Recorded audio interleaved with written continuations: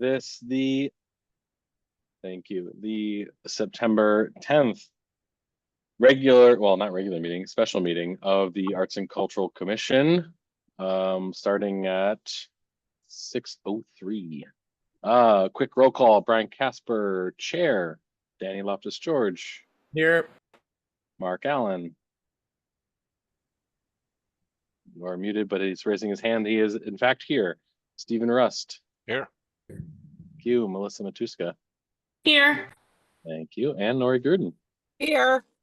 Thank you. As more members join, we will. Kevin Huffman, ex officio member, just joined at 6:03, right after we called it. Okay. Roll call. First and foremost, we are running through the acceptance of minutes. Has everybody had a chance to scope these minutes? And does anyone have any additions, corrections, etc.? Notes?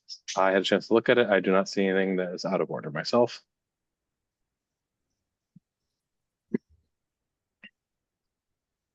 No? Okay, great. I have a motion to approve these minutes. So motioned. Thank you, Danny Loftus-George. Do I have a second? I'll second. Thank you, Mark Allen. Brian Casper, I vote yay. Nori Gruden. Yay. Thank you. Danny Loftus-George. Yay. Thank you. Mark Allen.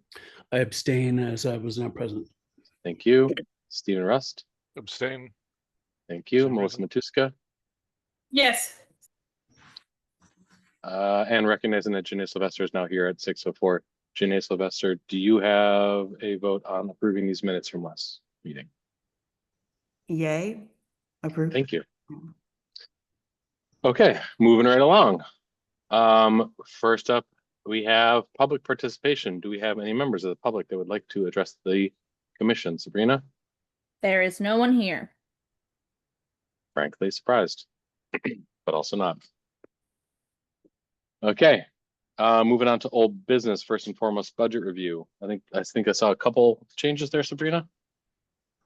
Yeah, so it's just the event that we had, that mixer that we have. You'll see that's the $550 that came out of there. We'll be drawing down on this more as we move forward. I know Janae wants to talk a little bit about a Q4 event for us, and then we have another partnership that we're looking at with the Throne Stone Theater, which will be a performance, but also more of a networking event as well. So we'll talk more about that later, but other than that, we do have that all settled away. We also have Ash, who was paid out of last year, not this year. So we have some money to spend. We have some advertising dollars that we can spend, as well as printing and duplicating. I know we had pamphlets made up for the Arts and Cultural District, but now that we have an actual logo, I think it makes sense for our advertising company to look at some things that might be beneficial, like maybe window clings, signage, kind of things like that for the actual district itself. So more to come on that, but I just wanted to note that we did have the spend out for the networking event that we held.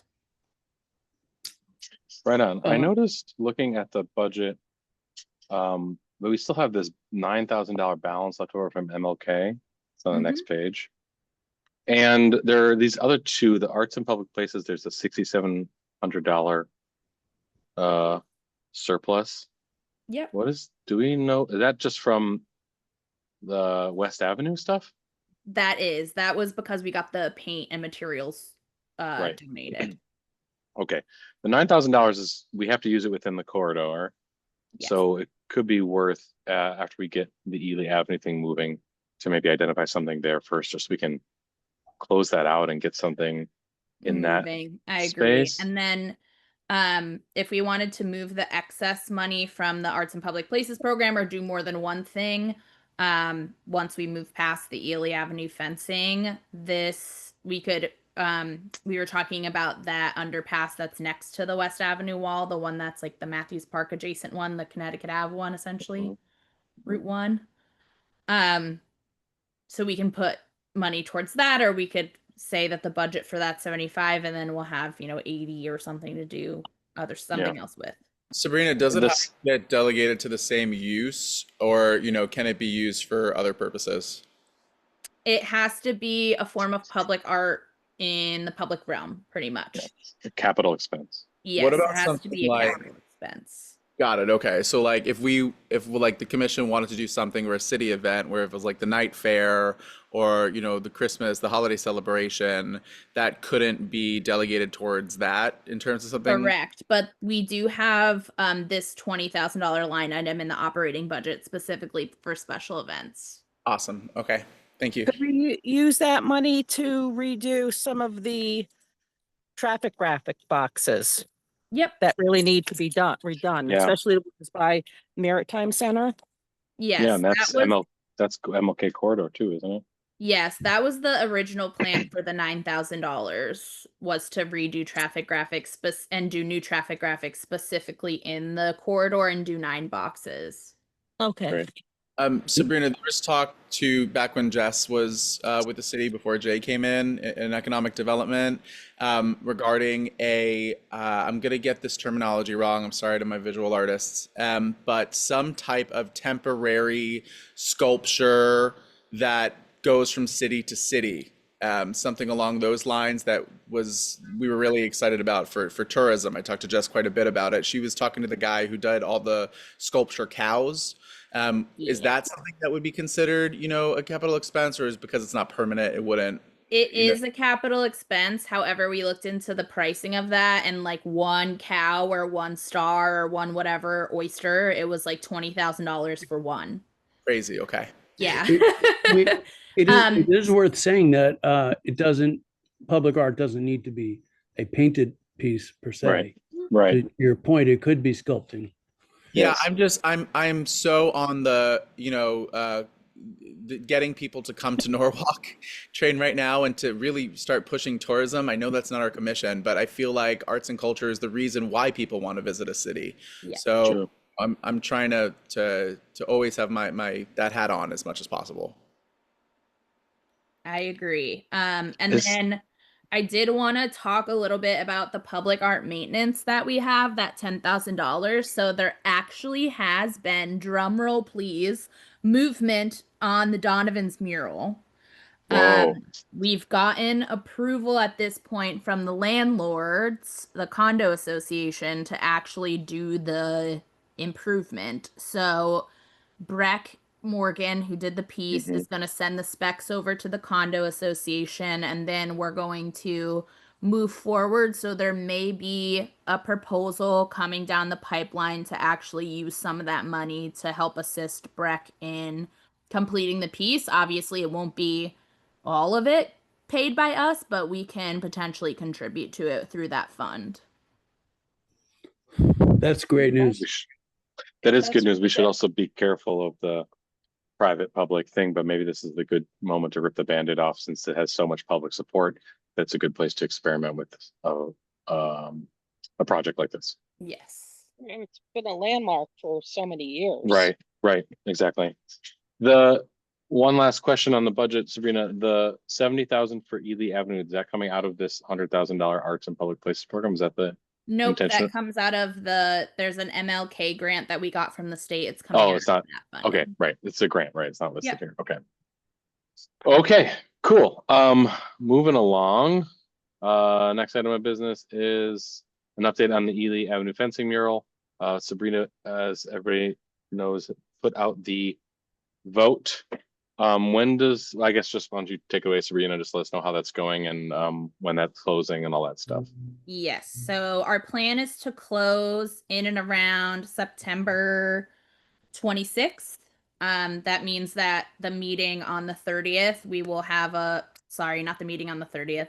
The meeting that will be on the 7th will have a winner essentially from the survey.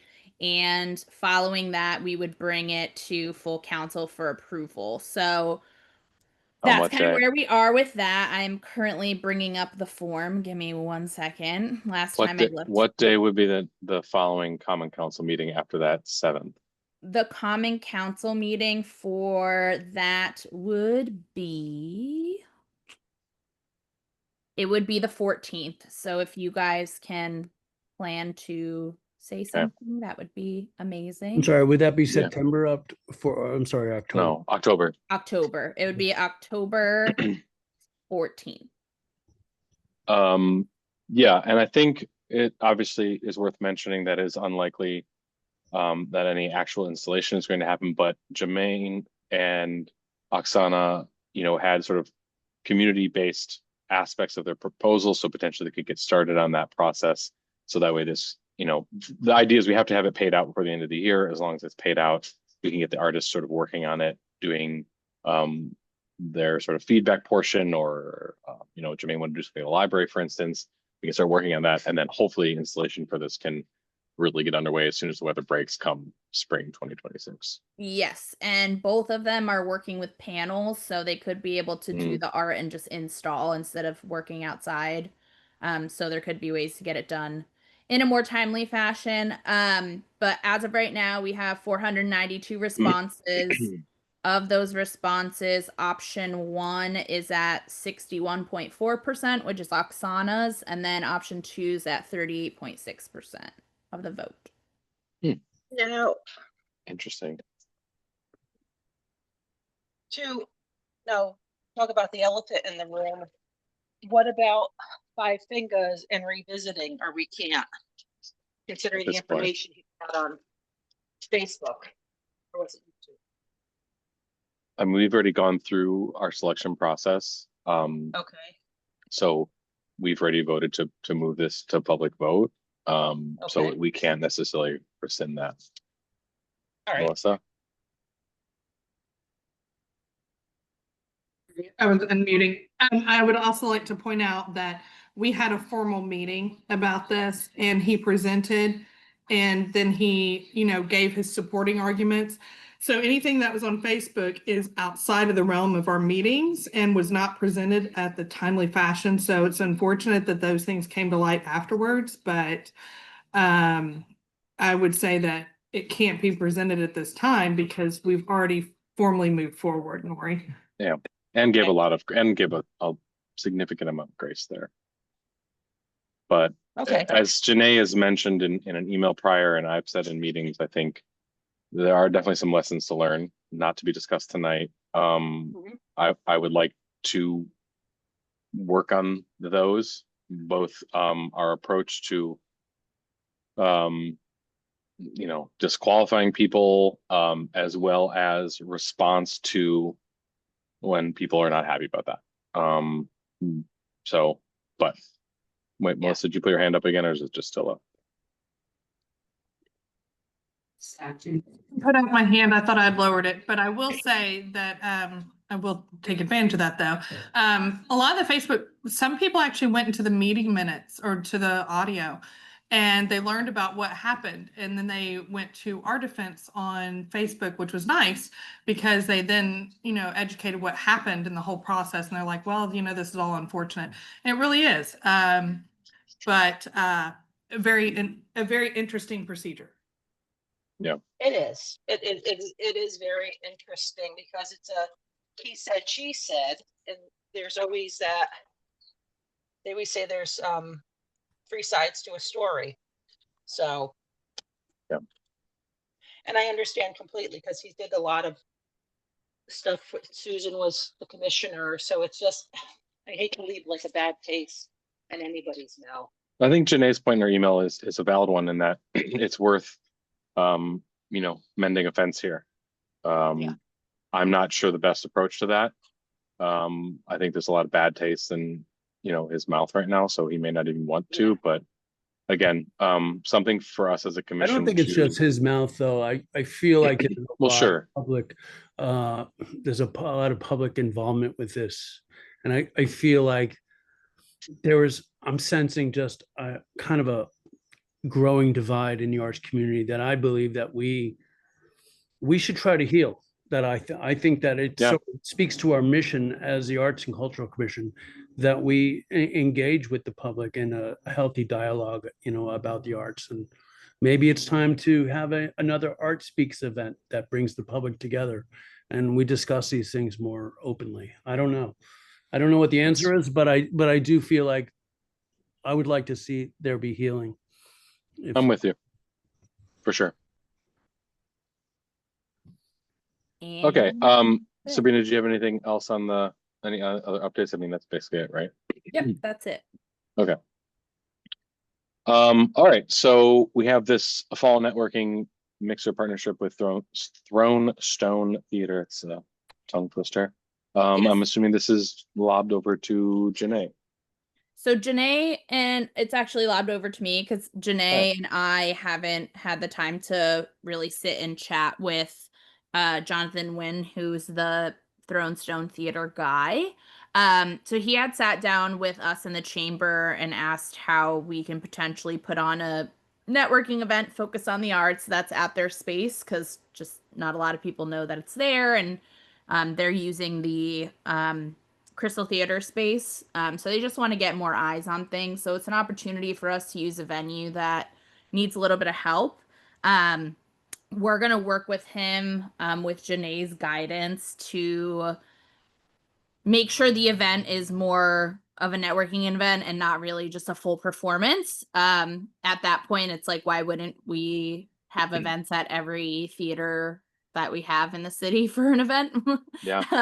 So there needs to be like a significant portion that's like benefiting everyone that we normally have with our mixers. So we're going to sit and chat with him to get more details, but essentially it would just be a mixer like we would normally have, just partnering with an organization that's not Space 67 and is Throne Stone Theater. So we're hoping it works out, but we're gonna Janae, myself, and Anna are gonna sit and chat with him to really flesh out the details before we have a full proposal here, but we just wanted to loop you all in.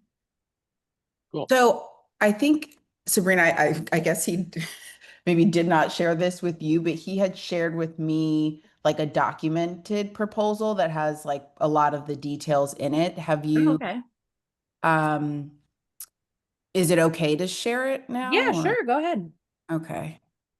If I can, I feel like the I mean, I last agree time- with your sentiments, Sabrina, for sure. I mean, the more places we can highlight, the better. We certainly have a number of them. You know, we can kind of just keep merry-go-round, cycling through them. Is this it? It helps everybody. Yes. Also, And to Mark's point, helps with the community stuff. You know, community engagement, relationships, all that stuff. yeah, a quick note on this too. That building is actually city owned, if I'm not mistaken. Yeah. it Um, is. so this is Curtain Call has a $1 a year rental with the city for this space.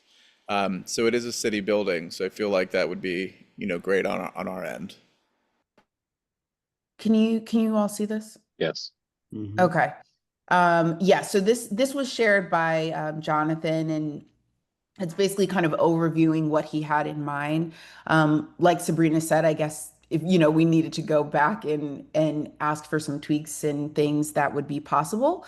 But I think his goal, so this would be in November 6th. So even with that being said, I guess we would definitely need to either, if we don't approve it, I would think we would need to approve it today, Sabrina, but I guess maybe. Yeah, we would need to approve it Yeah. I mean, we by have the a quorum, so next meeting. Okay. So I Um, mean, we could approve it tonight, but the dollar amount's not in here, so I wouldn't really Oh, feel comfortable yeah, yeah. doing that. But at the October 7th meeting, we can go with the full proposal that has the amount. Okay. I just want to speak about the theater in general, or the theater company. I've met Jonathan several times, and I think he's a great guy. I think that it's what I like about the Throne Stone. First of all, I don't know if you guys know, but they relocated to Norwalk from Ridgefield. They were in Ridgefield for a number of years, and they were drawn to Norwalk because of our diversity and because of the opportunities they felt that they had here in our community versus in Ridgefield. And I think that speaks to what we're building here in Norwalk, first of all. And then second of all, I don't know if you guys know this, but when you do theater productions and you want to hire a union actor, a outside of Manhattan, there's a certain radius. Outside of a certain radius, it requires you as a theater company to pay for things like housing of the actor and so forth. That in Ridgefield was almost economically impossible for them to do.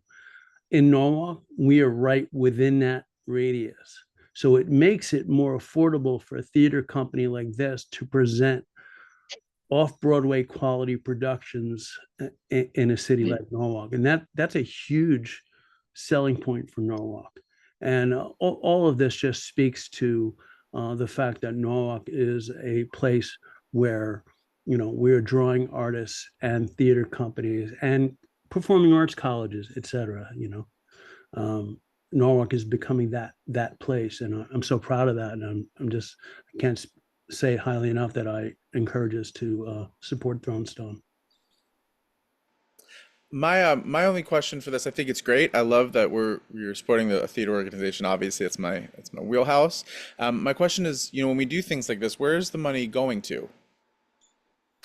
So just to clarify what the ask is here, so I assume everybody saw this briefly. There's a happy hour portion at the beginning and then at the end, which I think Sabrina and I were talking about either potentially condensing or, it's kind of a weird, it's a long night, 5:30 to 9 to think that people are gonna, so I think we were just trying to think through some of those pieces. But again, it's, Act One, I think he had noted he had wanted to tap Katie Schneider, who's our poet laureate, to do some poetry. He mentioned doing Party Princess, which is the CT Short Play Fest. It was the youth winner, so it was a youth playwright who wrote it, but there are adults who are a part of the piece.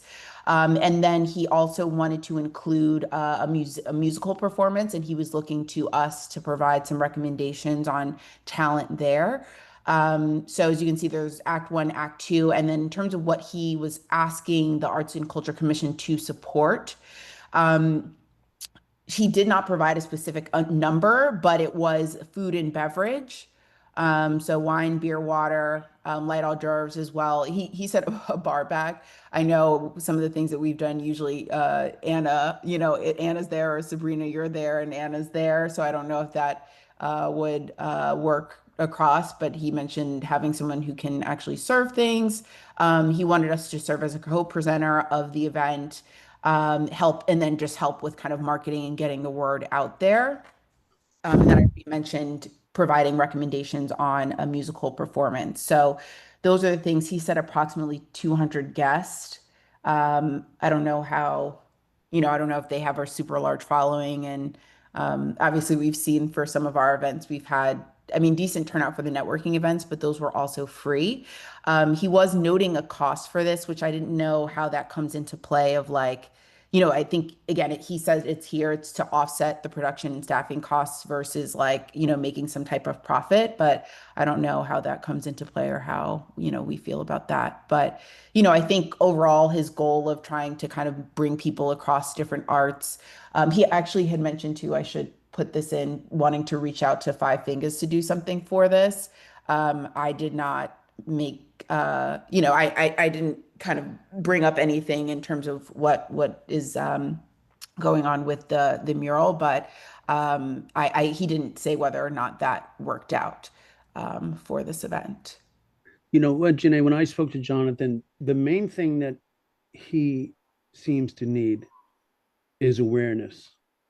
And, communicating to the general Norwalk that they exist and that they're, these performances are available. I was surprised by the $20 admission because I feel like that will be kind of run contrary to the end result. I could be wrong. But I'm not necessarily against it, but I would think that a free networking event that's co-presented by the Arts and Cultural Commission with Thronestone, that's a free event, would probably serve that cause better than a paid event. That's just my thought. I think that was my gut as well, but I just, I think maybe it's even getting more information from him on like why, where is this budget really going to be going to in terms of the tickets that they sell? When we spoke to him in person, he essentially said that he's willing to not make it free, but make it like a lower cost, like a $15 or $10. But he really just wants the funding to offset his costs, but also support. I assume in some regard it's going to support his time and his business. But the contribution on our part is specifically for food and drink, which we've done plenty of times, and it's normally like around $1,000, maybe not even. So that's probably the amount that we're going to be looking for, is anywhere between like $800 and $1,200, I would say. However, with that being said, I do want to start introducing for the commission side, separate of this event, that we're going to be we're going to start hosting things, probably not networking events specifically, but maybe more targeted events that actually are going to cost money, because we have to come up with things to make the commission money at some point.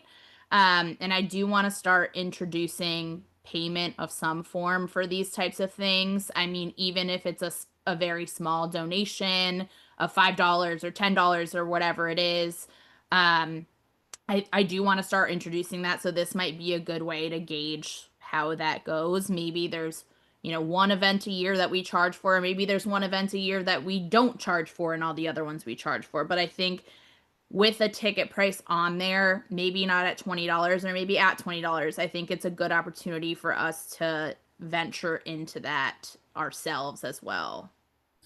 I like free with a suggested donation much more, because I think that, it kind of speaks to the equity side of it, which is that you don't want to, you don't want to exclude somebody because they can't pay $20 for a ticket. This is Sabrina, Danny, go ahead, Danny, and I'll talk. You're good. Go ahead. Go for it. You're good. No, I was going to say, before COVID, when we were doing the slow art days, we decided to charge like $5 because people would sign up and not show up, and then we wouldn't know how much food to purchase. So it wasn't that much of a price, but at least we knew we had commitment. Yeah, And then we just donated, and we didn't know what to do with the money, so we gave it to like the library or the historical. We gave it to somewhere. It went straight Yeah, to the so general fund. now that we have our accounts set up that we're able to accept money and accept donations, I think when we do something like that, we have somewhere for the money to go, which will just be back into ourselves to do other things. And I think we have to start, not prioritizing that. That's not our main goal, but also to have some sort of revenue stream coming in so that we can show, the money that we get to host these types of things is actually making a return, so that we eventually at least become self-sustainable. So, I want to preface this by saying I think Jonathan's so smart. I got to meet with him before he moved to Norwalk and tried to encourage him to move to Norwalk. I'm so happy that he's here. Obviously, having a theater company in town is amazing for our purposes and for our kids who need to work, and et cetera, et cetera, et cetera.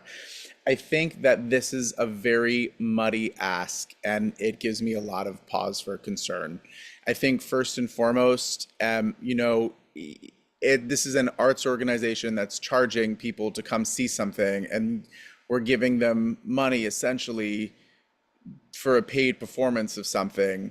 I understand that they're new in town. I love that they're new in town. I love that they're here, but we have a lot of organizations that have been here for a long time, like Music Theater Connecticut, that doesn't have a dollar deal with the city. They're paying full rent and having to raise so much money, and we're not supporting them in any way. So there's a million other organizations that are, I think, in the same boat, and I am all about getting people to this organization and the visibility. I think it's necessary.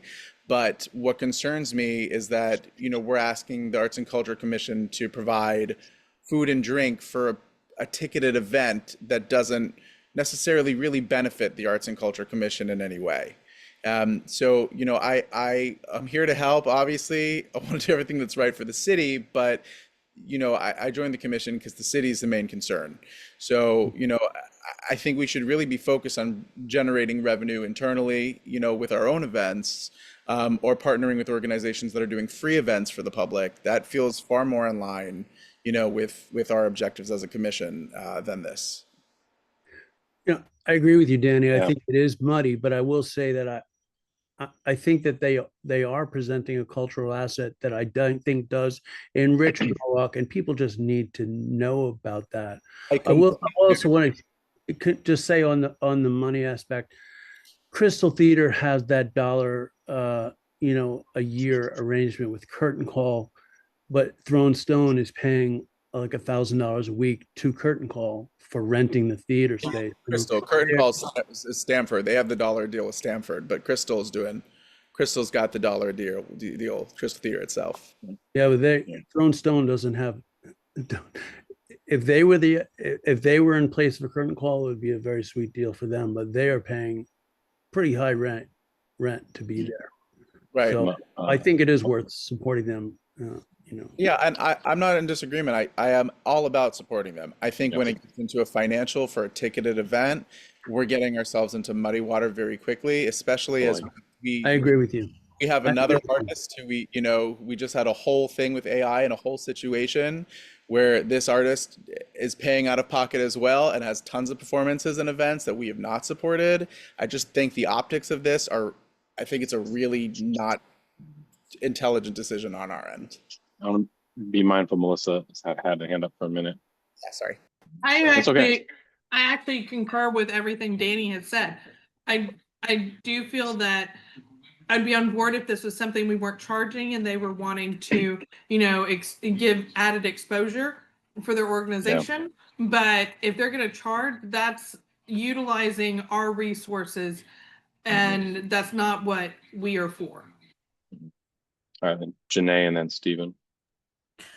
No, I was just going to note, I think in terms of us partnering with different groups, and I mean, you mentioned, I guess, a group that doesn't have the same resources, but I think a part of it too is like, who is coming to us and wanting to partner and wanting to do things. I think there's a piece, of course, of like, we should be trying to do outreach to and understanding the different organizations and working with as many as possible, which I think we do to some extent, but also, of course, there could be more done. But I think, when we have different organizations that are coming to us, whether they have $1,000 or $5,000, I think it's more so about what benefit can be provided for people. And I think I heard you say there was no benefit for, I guess, the commission and so I guess that's a point of confusion for me in terms of, I would think our goal is to get more art out there, more people being able to experience it and enjoy it, and networking across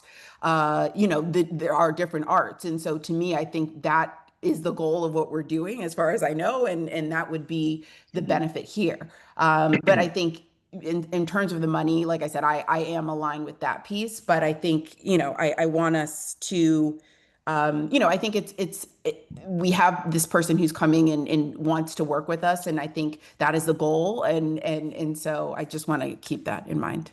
I just for the record, I completely agree with you. My concern is not highlighting the organization. I think we should be doing that for any and all arts organizations. I think the concern is that they are charging the public, and we're the charge. If this was a free event, you would have my vote in a heartbeat.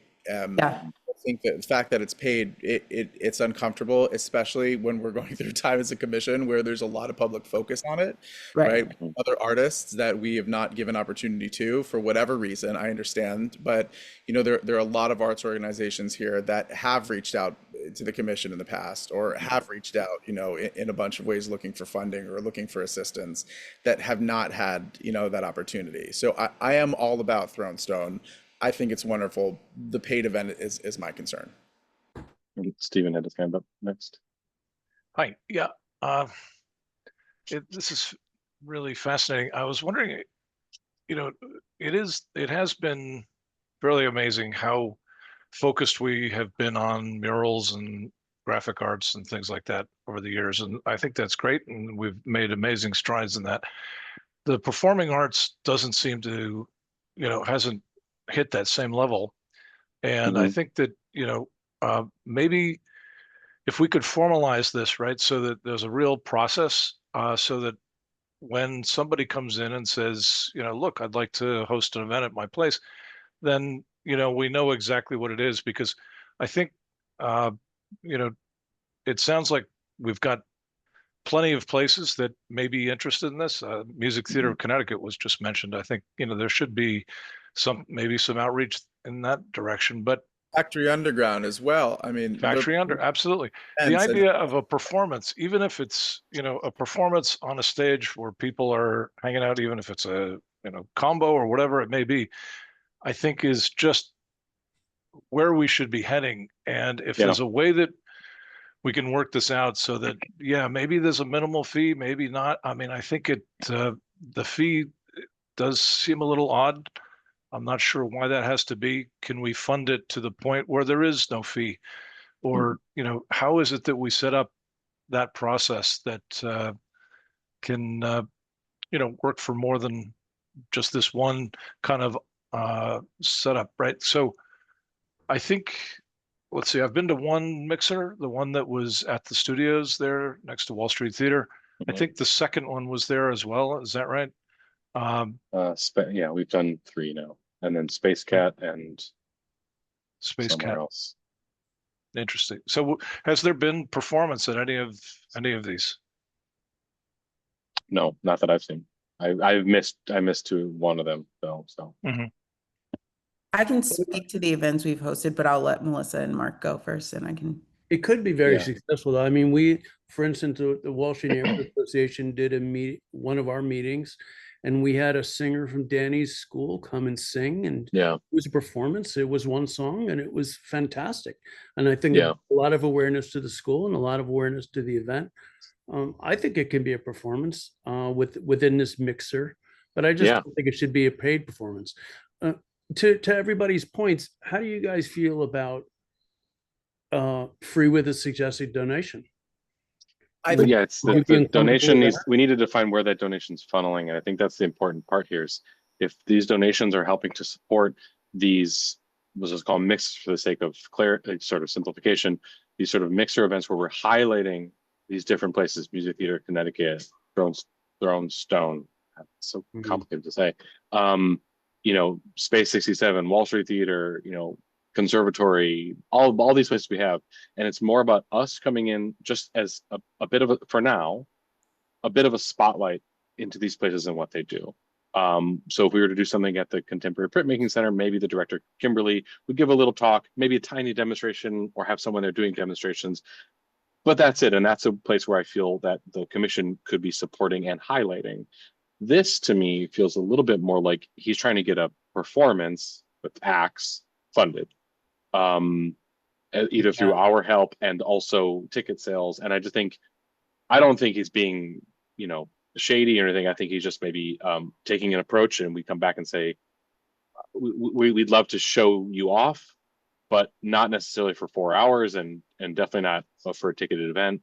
We can certainly do something where there's a suggested donation. But again, if the Arts Commission is participating, that suggested donation should basically be going back into our event fund and or to pay for, say, a singer, because I also believe that artists need to be paid no matter what it is they're doing, for a singer to, for that 3-song performance to be covered. If it's $100, so be it, but not nothing.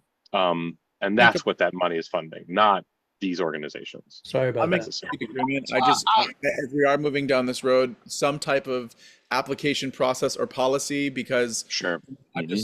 Every organization we're talking about is a Caucasian-led organization, and there's a lot of other arts organizations here, and I just see it being a massive issue that Fair. tends to come up quite frequently. We're not talking about Five Fingers or the Art Space or any other organizations that are BIPOC-led. So I just think as long as we have some type of process or application that we make sure it's not discriminatory in any way, it's incredibly important. Fully. Yeah, Nora had I her hand up feel next. that- Yeah. Yeah. My thing is, if he's taking large donations, unless he's specifically saying, I'm going to donate to the Norwalk Library for our poet laureate, I'm going to use the money to pay for who's singing, that type of thing, I think it's double dipping. We're paying for the beverages and the stuff. I just don't, it doesn't sound right, it doesn't feel right to me, because again, we have Musical Theater Connecticut, they do wonderful performances. And I don't think anybody knows where it is. I've seen like a number of them. They're fantastic. And if he's paying, like Danny said, $1 rent and other places are paying astronomical, that's kind of. He's it doesn't not look paying right $1. to me. That's incorrect. Yeah, he's paying he's paying another nonprofit, and that nonprofit is paying $1. So that nonprofit is making the money off of Thronestone, Mm. even though they have Which the should be, that's a, yeah, that whole that shouldn't be allowed. that's the for waste of another the city. commission, Lori. That's a whole other mission. Yeah, I don't, I'm with you, but that's for another day. Let's stay on target. Janae had her hand up. I think she wanted to just run through a little bit of some of the things she's been working and has worked on. Yeah, and I think just in terms, and this was, I guess, going to come up, I think we had a second agenda item that was more so like if we wanted to do something that was outside of this event before the end of the year. But in terms of what we've done this year, we did partner with Factory Underground to do an open mic. And so it's called an right. open mic, but we had, they have singers, they have dancers, they have all different types, poetry, rappers, everything. So Did you fund that?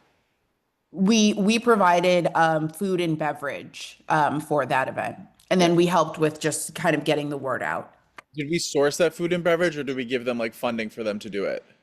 They I think brought in food and beverage. Say that again. They brought it in. We didn't. Yeah, we pay for it directly instead of giving them a check for it. Awesome. Which was fantastic. I mean, it made it such a great event. Like, speak for Factory Underground. This is the kind of thing we do for ourselves because we like bringing new people into our building. Yeah. That's just it. And to me, if Thronestone took that approach where they said, "Hey, we want to just let people know we're here and what we have to offer," and it was like a pure mixer, I feel like it was great. And I just, to Danny's point, I think it's a little muddy. I would say if there was a suggested donation and the money was split between their cause and our cause, then that might feel a little better to me. So, but I think it needs to be defined. So yeah, I mean, well, I can run through these maybe after. It sounds like we're all kind of in agreement on the Stone's Throw at Thronestone. Isn't it so weird? You read it and you understand it, but you say it. Yeah. People live in glass houses. Mark is really good at just tossing it out there. He just keeps. I've been saying it for a while. Yeah. He's just throwing the stones, man. People who live in glass houses or something. So I guess, Sabrina, how does is that like the takeaway is to go back and just have the conversation about the financial piece of it? Yeah, I'll go back and talk to him What are you about looking at? kind of what we're thinking and what the commission has said, and then we can go from there. Yeah. Maybe his response is, "Hey, I'm not gonna charge then, and we're just gonna have an event." Who knows? We'll see. Sure. But I also really firmly believe that we need a policy in place or an application process or something along those lines before we, approve anything, in terms of an individual organization. I think it sets us up for a Facebook issue. So I think we should have a formal application process or something along those lines, maybe a button on the website, whatever it is that interested arts organizations can apply or can go through a process, so that it's simplified and it's and I think we should be proactive in, running through the list of who we have here and just starting to hitting each one and really doing our best to making sure that those organizations who may not know about this button to click on a website know that we exist and vice versa. So. Yes, I think that's like a huge piece of it. Yeah.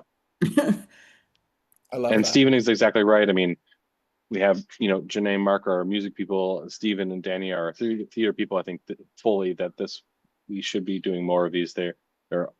People always feel really good going to those sort of performances and things like that, and knowing that these places exist. And to Danny's point, there are now students in the area who are looking for these types of places for either themselves for jobs or performance opportunities or who knows what, just connection building.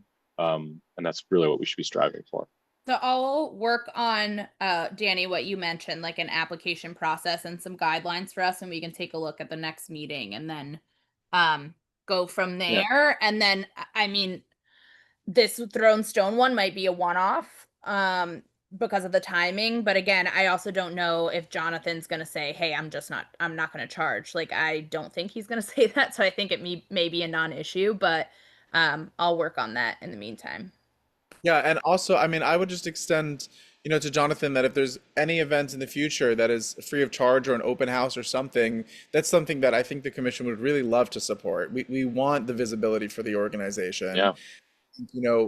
Anything along those lines, even if it's something that, later on he creates or builds or whatever for, those purposes, I think we would all back that. At least I certainly would.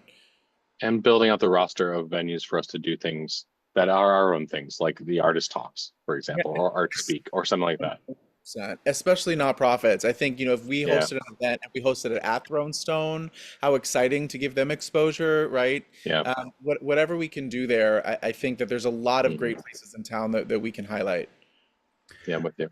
Hey, Brian, the last thing is related to Crystal Theater. I know we talked about this several times, that white wall on Flax Hill. Right. I That's know, city owned too. that's city owned, and I don't know if the curtain call have ever been approached about it, but I feel like that would just be a perfect. It's a good spot. I also think that's a really good spot for something to rotate. It's an easy wall to paint. It's highly visible, changed every year. I feel like we definitely have talked about this before. I mean, that'd be a great way to build awareness for the Crystal Theater, I would say. Mhm. Okay. All right. I think Janae and Sabrina have their marching orders on this one. Let's slide into new business, and I think this is now squarely in Danny's court. Props on being proactive about this space, and also thinking about it really laterally and thinking about all the different ways in which things can go wrong or can go right. And I'll just let you chat about it a little bit. I think for now it's just kind of fact finding, right? Totally. So, I'm working on 10 million spaces, it feels like right now as the college grows. So I kind of have my ear to the ground with everything going on in the area, or try to. I think between Mark and I, we got all our bases covered, which is nice. But I've talked to Todd quite a bit. So it is down just to this one space. It has been renamed. So this is now, Retail G is now called Space 10. He's numbered all the spaces. This space would be the designated arts and culture space. Super visible. Yeah. to be fair to Yeah, I see Mark picking up his glasses going, where is it? Oh no, what? No. No, is it one of those two spaces that was E or G? Yes, it would be Retail G. So to be fair to Todd, there are only two spaces that are forward facing on wall. That would be space 1 and space 2.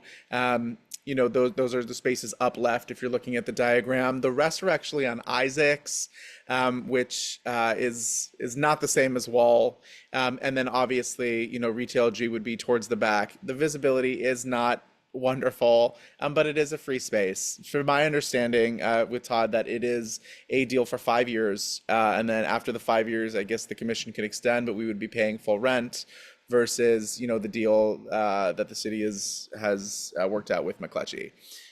So, I wasn't aware that we had to do an RFP. If we do, that's awesome. I think we have to kind of figure out if this is a space that we're going to utilize, or if it's a space that we are just going to essentially own and bring income in. I think that's the difference of the RFP distinction. If we are having someone else come in to sort of run it for us, then we need a proposal. If we are going to run it ourselves internally, even if it means maybe paying someone or hiring someone to be that manager of the space, but it's different if we're the ones conducting it or someone else.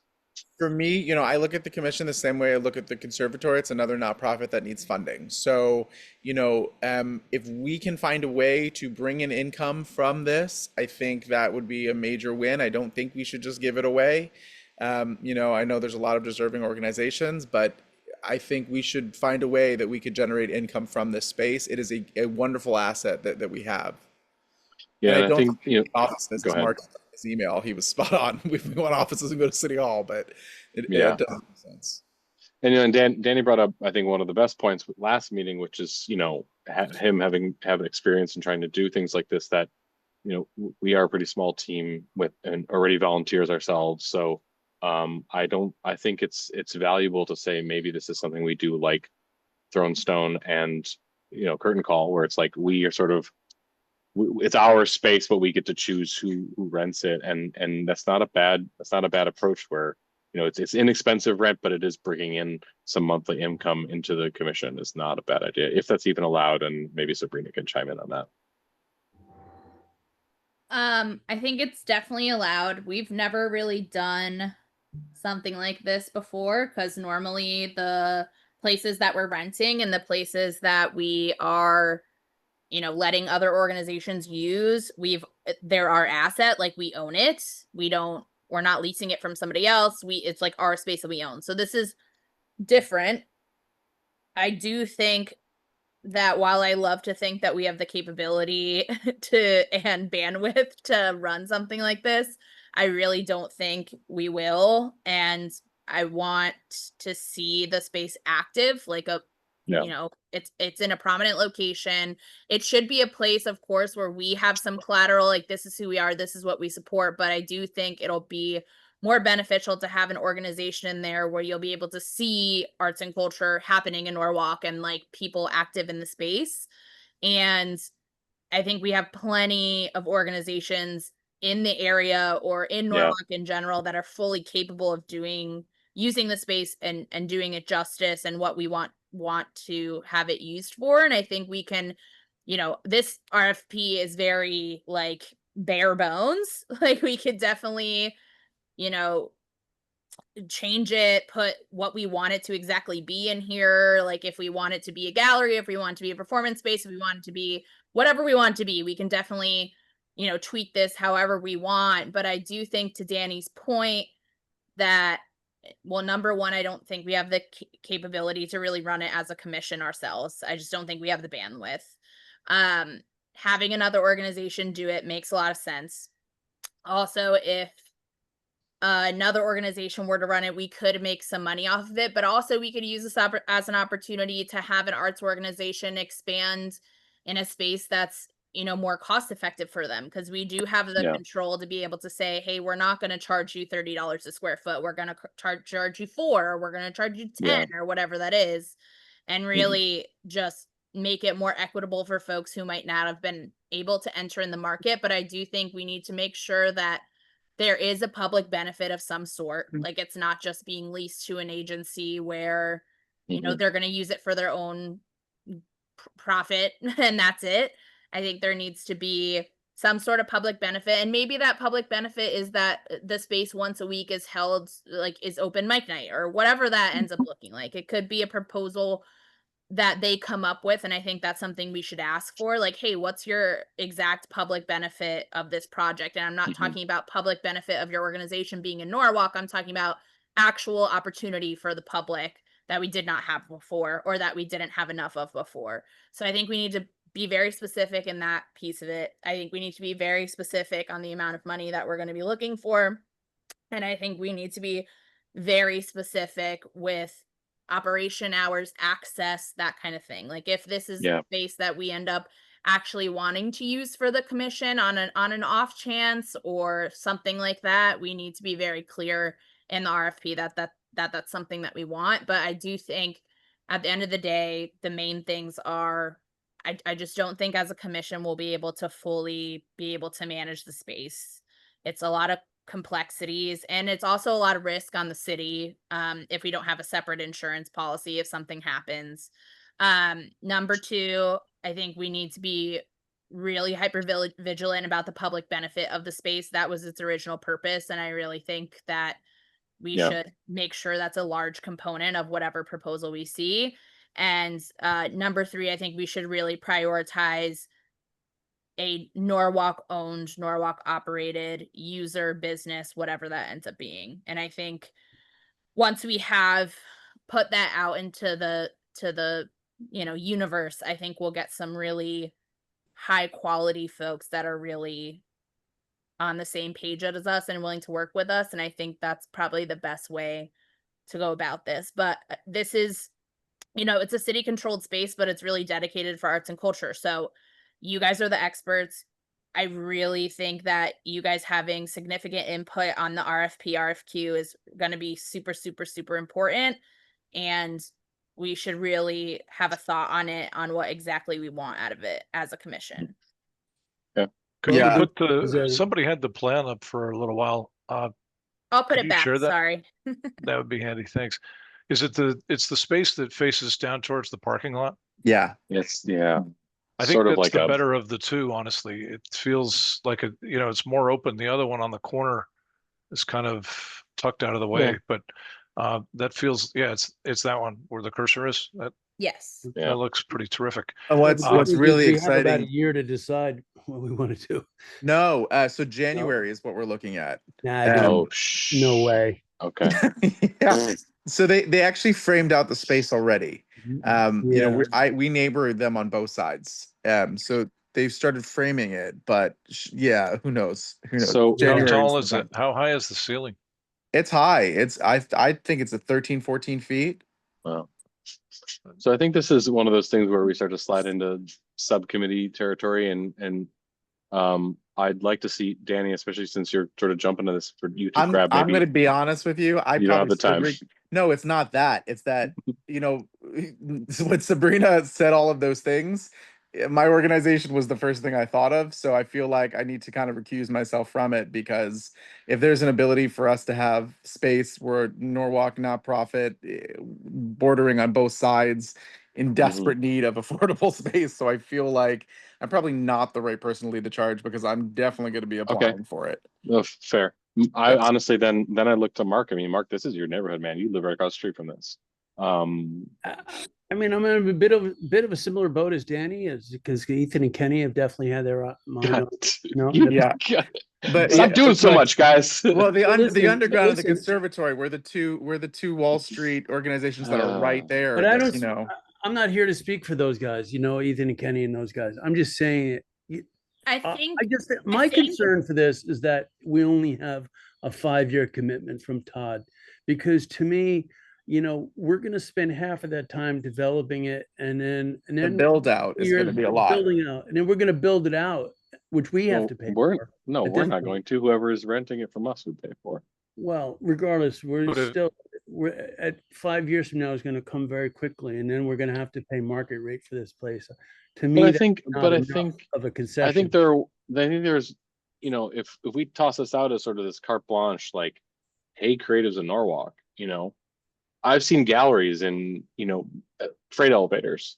Like, I think there's ways to be scrappy about it. It just takes the right people to be scrappy with, you know, with the tools that they have to do it effectively and do it kind of on the cheap, pay us a little bit of money, get something kind of like cool for 5 years. It becomes very pop-up like. Brian, which I is, think yeah. from a city perspective, we're going to take the lead on this, and that we're going to ask the commission's opinion on the RFQ itself to tweak like Okay. what we want from a public benefit, kind of what we want from a public benefit perspective, because in reality, having it won't exclude any of the commission members then from applying. Mhm. And also there are a Okay. lot of things in here that like we have to work with our building management department on, like who's going to clean the space, like who's responsible for the internet, like those types Okay. of little things. So I think like while I'm going to ask and probably bring this RFP back here, it's never going to be for a vote. It's really just going to be for Input. input on like the public benefit side. I Okay. think from a proposed rent side of the side of the house, it's probably going to end up being a city decision anyways, based on Okay. kind of what we end up paying for at the end of the day, pretty much. Mhm. And what we are expecting, if we're even expecting to turn a profit on this. I mean, maybe the the new administration is like, hey, we just want to see like a super awesome dope space, and we really like, if we don't make money on it, like that's fine, but we don't want to lose money on it type of deal. I mean, that could be the end result. Yeah. Yeah. So I really like, I want you guys involved obviously on the like what we want to get out of this, like what our main goals and Okay. aspirations are. But I think from like a, you know, intricacy point of Yeah. view, I think we're going to take the lead just so we don't run into any conflicts with commission members, but also it kind of keeps it it keeps it more in line with what I mean, it's a city dedicated space essentially. So it keeps in line with kind of everything else we've been doing because we don't want to set a precedent or do something kind of completely out of what we've been doing already, from like a financial perspective. Sabrina, wouldn't you say Okay. that there's already a precedent with, say, the small business office on Belden, in a sense of the city occupying Exactly. space in the So public sector? that's now a city owned building, but originally we were paying rent for it. It wasn't a lot because it was a taxing district owned property. So we essentially sublet to other organizations for a significantly lower amount than would be anywhere else. It wasn't $1 for 99 years, but it was like $4.50 a square foot. It was something like that. So I think we're probably gonna have to have a separate conversation kind of internally on the city side on that front of it. But I think from the goals, aspirations, and what we actually want as a public benefit for this, I think that's where the commission comes in to really tease that out. And I think having the input of Mark and Danny specifically, since you guys have a little bit of conflict, I don't think that part is going to be a conflict. I think that's more I like don't a, have the conflict because I don't know. yeah. I mean, Yeah. but at the end of the day, it's really just saying like, hey, we really want to see, you know, the space open for, you know, 1 day a week to make sure that we're having, you know, workshops for Norwalk residents or whatever it ends up being. I think that part all of us can contribute to, and it's not a conflict. It's really just outlining exactly what we want for whoever's going to use this space. Awesome. Sabrina, did you get any sense from, Sorry. I don't know if you've spoken to Todd, but did you get any sense, was there any wiggle room on the term, or that we would be paying less than full market rate at the end of 5 years? So I have not had a conversation with him about after the term. We can bring up that. I think the hope for this, when this was originally kind of put in here, was that the organization that was in there would eventually stay. And there would be a deal worked out where maybe they aren't paying necessarily market rate, but they're definitely going to be paying more than what they would be paying us, essentially. So there is going to be some increase in cost at some point. But I don't think that the end goal was to kick whoever's in there out for somebody who's going to pay more money. I think the end goal was to establish a foothold there for something arts and culturally related, whether that's a business, performing space, whatever it is, and that would continue. Todd is also not charging market rate for a lot of the retail spaces. Just so we're like, I mean, a lot of these spaces we talk about 450 square foot. Some of the spaces are not too far away from that. He's really just trying to fill that retail right now. Just something to keep in mind. Yeah. Well, God willing, I there's a think demand for retail space. Nori has had her hand up for a minute. I'd like her to jump in. Oh, never mind. Like sugar down. Wait, no, I had it on. Oh, okay. I took it down because you said something. Okay. Is the Historical Society part of the Arts and Cultural Commission, or is it a little bit too far up the road? In what capacity? Sabrina? Well, I'm thinking if we need something in there, we can have them help us curate something, you know, for a time being, and let them utilize the space because it's all part of Norwalk. Maybe it could be art from, what is it, 100 years ago, you know, something like that, and utilize that and charge, like to give the history, you know, the history of Wall Street back in the day, where people go and look at the stuff at the library. So it's just like an idea, because I was trying to brainstorm like how to make money.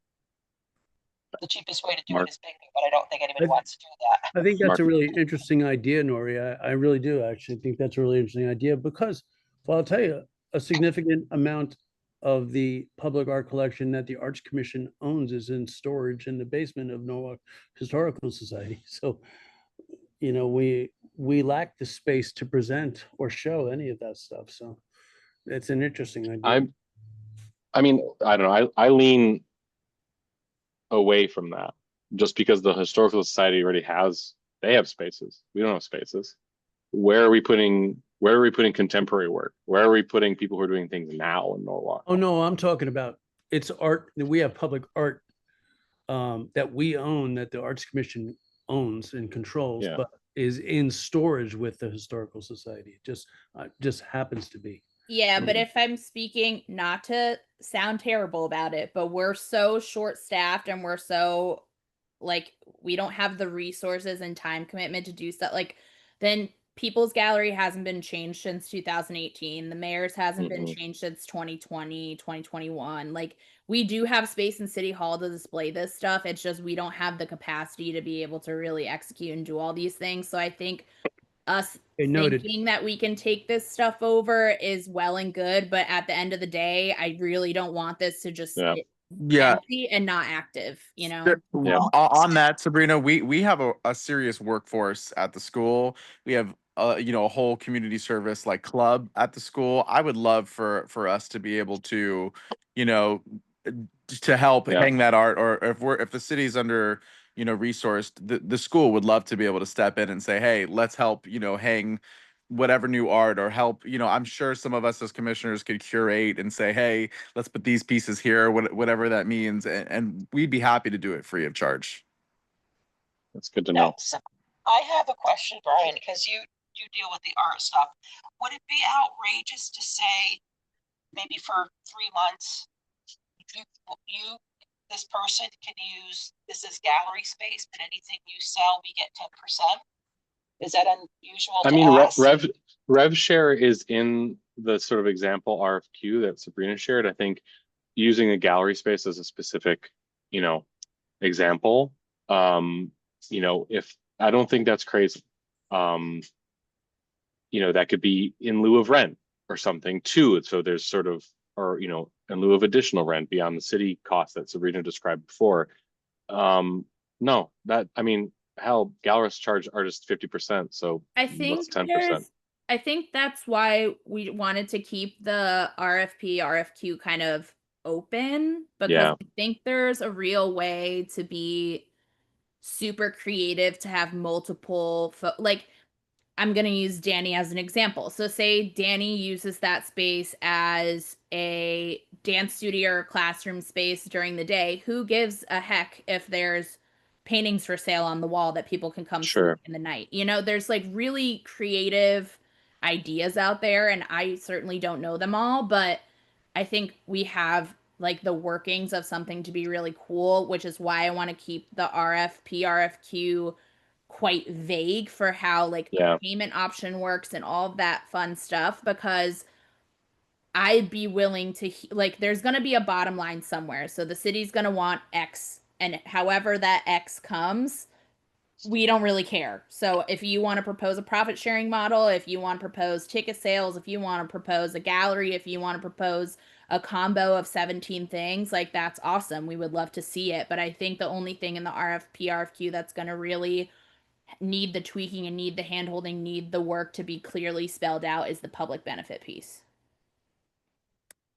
Cool. Sounds right. Okay. I think we should Elmo this. Sorry, enough. Let's move on. And I think didn't Janae add something at the last minute? Yeah, Oh, she's so still we were too late to add it She on, is there. but I figured we could just do it in the updates and discussions piece of the meeting here. Okay. Well then I'm gonna give the floor to Janae. Janae would like to chat about the possibility of tossing in another networking event in the fourth quarter here. So take it away. Yeah, I think just super quickly, I wanted to just really get a feel from the commission of if we would want to do additional event this year in terms of what we've done. Again, we did that open mic collab with Factory Underground. We also sponsored food and beverage at the poetry event that was kind of like the introduction for the poet laureate Katie. And so I think there were maybe like 10 mark or so different poets that performed. And then there was also a visual artist who developed a piece like live as the poetry was ongoing. We did the Make Music Day where we had the 3 different events. And then We also, I guess, I mean, I don't know, Sabrina, if you consider this technically kind of like your team, but there were the networking events as well that have happened. And so there were two of those, like we mentioned earlier, the Space Cat and then Space 67 Studios. We haven't sponsored something, and then obviously there's the Throne Stone potential event, but we don't have anything else that's on the books for the rest of this year. Again, I just wanted to kind of raise that. I don't know if it needs to necessarily be a networking event, or Sabrina, I didn't know if there was already something planned by the city that was a networking event. But I think to your point, Danny, as far as I know, anyone that's like reached out to us to try to do something, we've like figured it out and done it. But I think that maybe we don't focus necessarily on an event, but it's more about outreach. But I think, we haven't done anything that was particularly in the visual art space that was a focus. Again, obviously, that's not really my area of expertise. And so I think maybe there's an opportunity there. But yeah, Danny. So, and this is not particular to my organization, but just talking through that lens, we have been trying to get Norwalk Public Schools to get their kids to come see shows, and we have gone so far as to build enough funding that we can let those kids come free of charge to productions. I think that a couple other organizations would do the same, where we're doing Footloose, in Q4. We would be happy to comp every single Norwalk Public School student if the commission could get them there. If that means buses or transportation of any kind, maybe there's some type of collaboration there. Same thing with Music Theater Connecticut. Same thing with the art space. I'm so interested in helping youth and connecting youth to arts. I think, obviously, if it's a free event, any way that we can help, Norwalk Public Schools make that happen, I think would be a huge win. So that's just my vote or something I'm putting out there. And again, our organization I would love to be able to get kids to come see theater and to come see art and to experience it, especially with all the budget cuts that they have going on. I wonder if there's a chance to do that in the after school setting of, say, the Carver Foundation. Because I think during the school day will be hard. But I love Nicolette. That would be amazing. But she like us, we are always fighting for funding. So like, if there's a world in which the commission can help Carver to get their students to public performance, that would just be tremendous. Melissa has her hand up. Yeah. Is there enough? Do we have enough artists if we could do like hosting a Christmas fair? And that way we could showcase artists and, people can come and purchase things for holidays. I just think that might be kind of a win-win for everyone. I love that. Maybe that could tie into what the city's already doing. There's always those two, holiday events. That'd be a great idea. Well, we're not doing one. I heard that we're not doing one on Wall Street this year. So maybe a Christmas fair in place of that could be. We did a Christmas fair one year at the Norwalk Public Library in Belden, which was do like a cool Christmas maker fair or something, and then you have baubles and bubbly.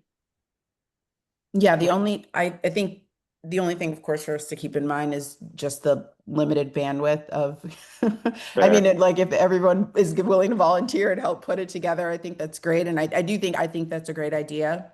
But I know Sabrina and Anna too, I don't know which events you're doing and not doing, but I know that's kind of your busy time of the year, and we usually lean on your team a lot for those resources. So yeah, so I think if we were planning something in the month of November, we would be okay.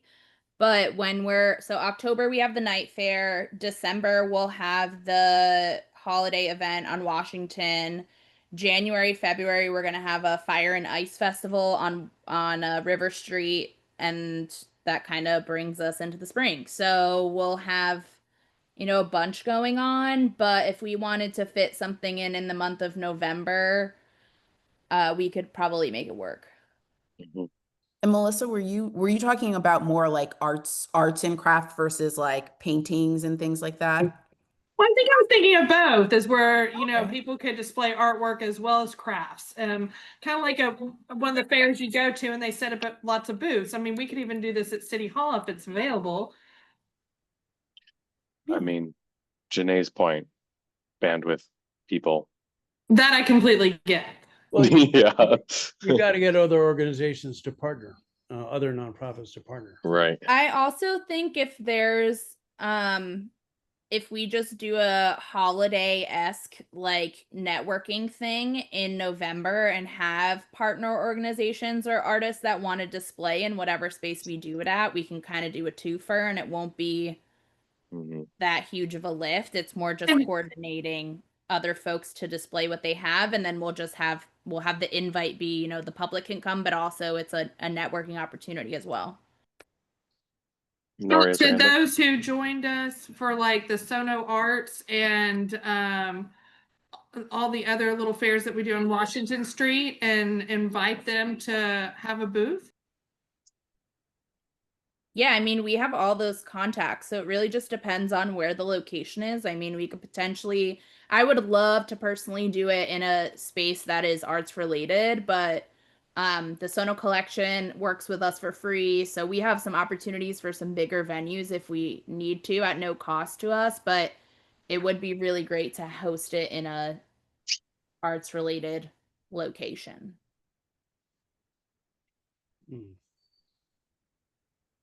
Do you think that the art studio might do something like that and have it there? The Norwalk Art Space?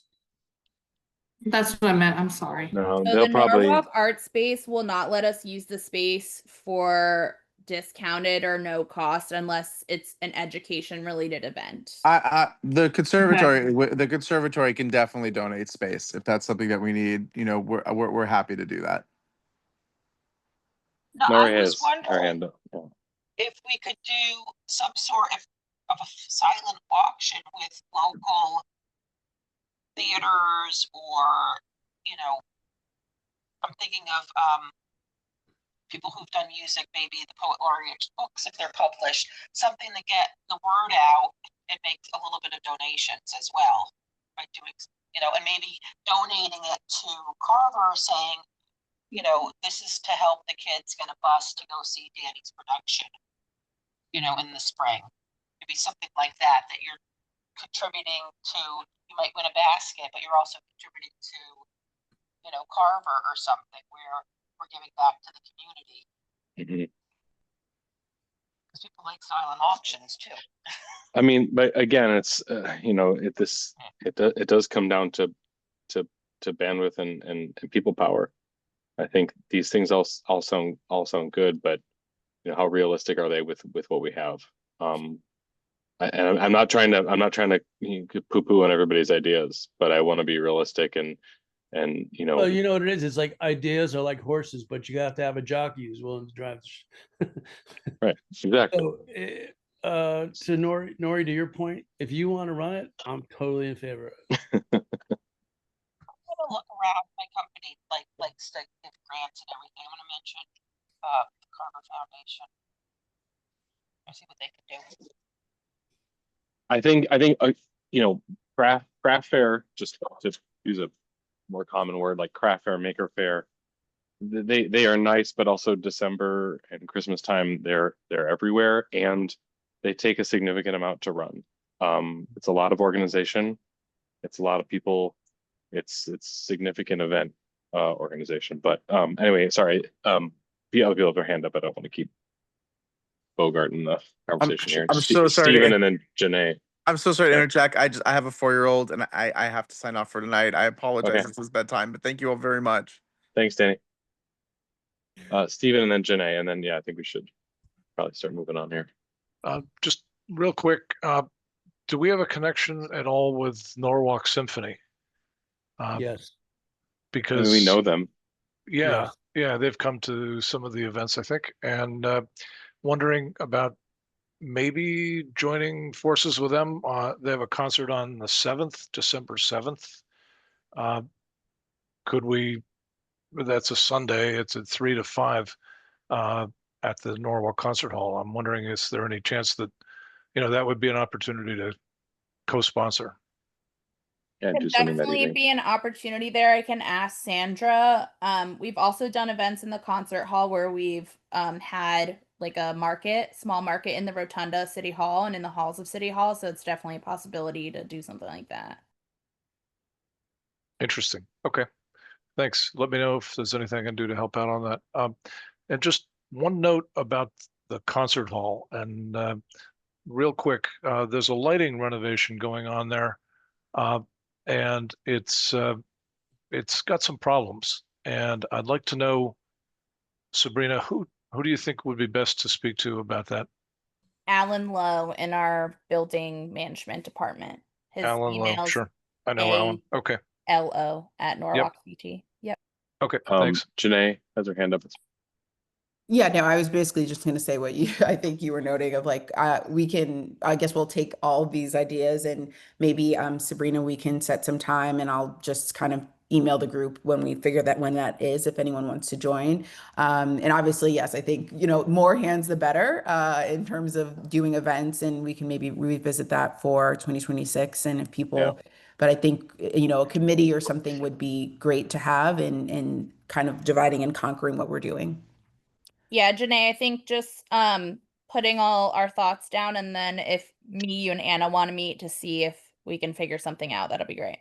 Okay, cool. Thank you. Last thing I want, if I could just jump in on the Christmas idea. The idea of, well, it might sound so I had decided to resign as president of the Wall Street Neighborhood Association as of January. And part of that is to free up more bandwidth for more arts and cultural stuff, which I feel like is, where my passion lies. But I have been thinking that, especially since we found, since River Street is not going to have a Christmas spectacular this year, we've been talking on the Wall Street Neighborhood Association level about doing some sort of Christmas event, an old-fashioned Christmas or a Christmas fair on our own. So maybe there's an opportunity there before my run with them ends in December to sort of do like a joint venture, some sort of maybe taking Danny up on using some of his spaces for that. Something in Wall Street, something Christmassy, something that brings awareness, and where we're not charging money for it. So it's something I'm open to being involved. Cool. Okay. Anything else on that, Janae? I guess, collect your thoughts, budget stuff, and then we can, vote on it, sign off on it next meeting. Yeah. Yeah. Sounds good. Cool. Anyone else have anything for the good of the order? Brian, I would like to say again, let's maybe think about our next Art Speaks event. I would love to have a series of sort of let's just call them panel discussions, that's what it is, around a series of topics. I think that we really should revitalize that programming that was shut down by COVID. The one you had around the West Avenue mural that we right, yeah, that's it can be healthy. Yeah, it can be an artist talk, it can be talking about art business, it can be sort of interview based, it could be, there's a lot of things we could do. But yeah, I think I would love to see that happen. Yeah, I think anything that we could do to bring together, to unite the arts community for any reason, I think is healthy and creates dialogue is good for us. Yeah. Okay. Anyone else? Do we have a motion to adjourn? I motion to stay. Do we have a second to Mark's motion to stay? I didn't think so. Motion to adjourn. We have a second. That's Melissa, second. Thank you, Melissa. Brian Casper, vote aye. Mark Allen, Aye. Stephen Rust, Aye. Lori Gruden, Aye. Melissa Matuska, Aye. and Janae Sylvester. Aye. Later. See y'all next time. Take care. Thank you. Bye. Bye.